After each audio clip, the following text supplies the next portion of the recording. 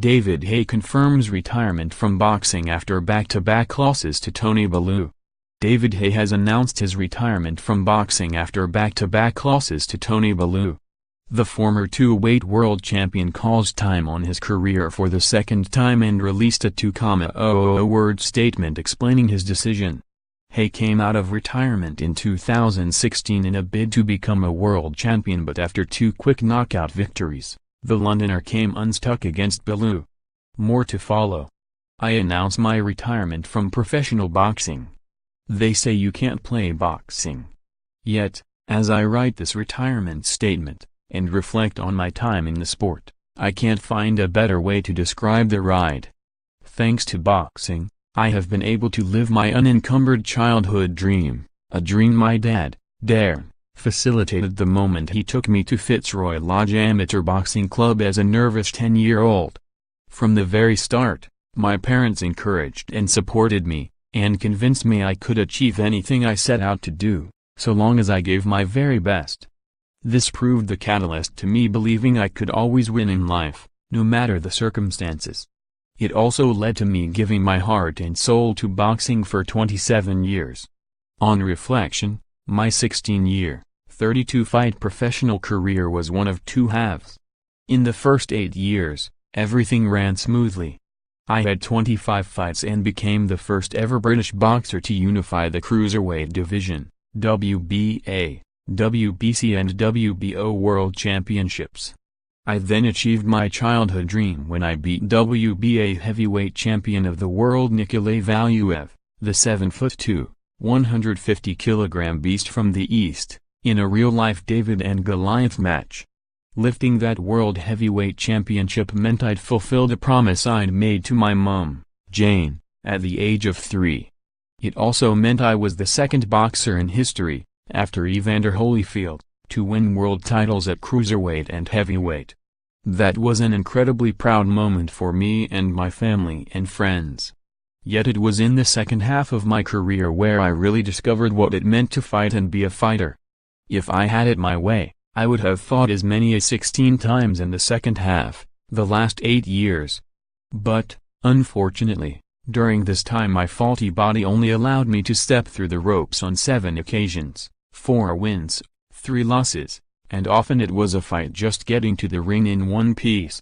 In the past 5 years I have snapped, fully ruptured, both biceps, my rotator cuff and my Achilles tendon. All 4 injuries were potentially career-ending and each of them required operations with months of intense rehabilitation. The biggest physical challenge I had to face, however, was a spinal surgery in March 2015. I herniated a disc in my lower back 10 years ago and years of intense training wore this disc away.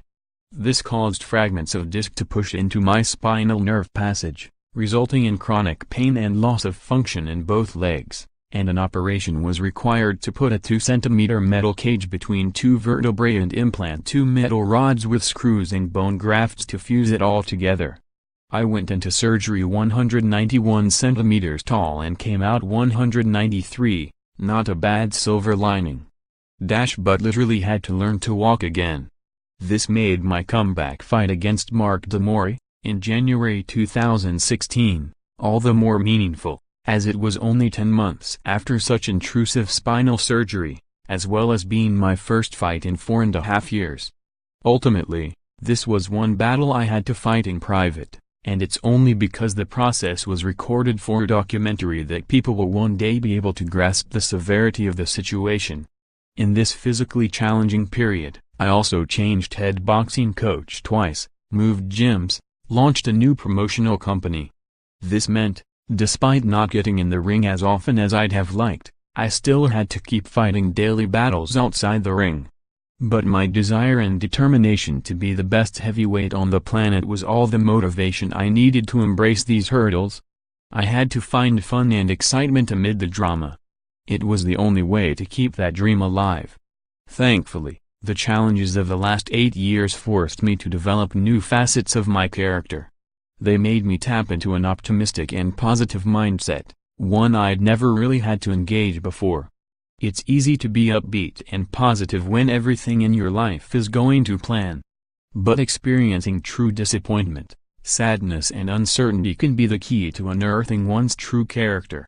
For instance, controlling emotion and desire, showing compassion, and dealing with loss were things I had no real handle on until recently.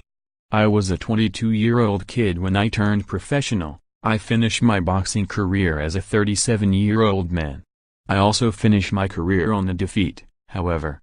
Ahead of my final 2 fights with Tony Bellew, we publicly showed each other little respect. But this was just 2 veterans giving the crowd what they wanted, a grudge match. Despite the pre-fight hype, I can assure you I have a huge amount of respect and admiration for Tony. Whenever I traded punches with him, and whenever I was in his presence, I felt the inner warrior. I saw a man who would take the battle as far as necessary to get victory, a man who, like myself, would rather die than give up or quit, a man I'd want on my side of the battlefield if going to war. As for what happened on May 5, 2018, I did not walk to the ring injured, nor injure myself during the fight. On the face of it, I was in tip-top shape. I'd adapted and modified training sessions around my 37-year-old body with great success. When stood in front of the locker room mirror before the fight, my body looked as it did 10 years ago, my mind primed and ready for action. I walked to the ring with nothing but confidence. But looks can be deceiving. In the end, what 20,000 fans inside London's O2 Arena witnessed was me giving 100% effort but performing way below world level. For my fans, it must have been like going to support their favorite thoroughbred racehorse at the Grand National, only to see their stallion stumble out the gates like a sedated mule at the Donkey Derby. I saw punches coming but wasn't quick enough to avoid them. I created openings but lacked the speed and agility to capitalize on them. Quick, bread-and-butter counterattacks, the sort I've effortlessly thrown since my teenage years, are no longer in my armory. And when I take shots, they now shake me to my boots. The things I used to be able to do in the ring, instinctively, now exist only in my mind and in video clips of my old fights. That said, credit where it's due, even 10 years ago, in my heyday I'd have had a hard night fighting the 2018 version of Tony Bellew. He boxed brilliantly. I've taken my fair share of beatings over the years, some easier to swallow than others, but this last one had a certain heavenly comfort to it.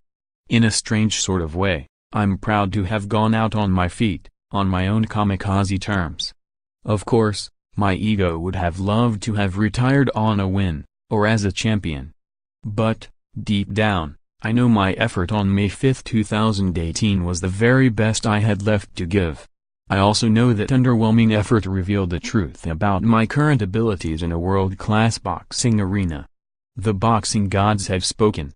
They will no longer protect me with the freakish speed and power I used to possess. And without these God-given gifts, I completely lose my edge. Boxing history has a way of repeating itself, and the list of boxers who voluntarily retired during their peak is a short one. Most bite off more than they can chew in their twilight years, believing they can rustle up one last great performance, and this pursuit becomes greater than the fear of losing. In short, the personality traits that make someone potentially great, never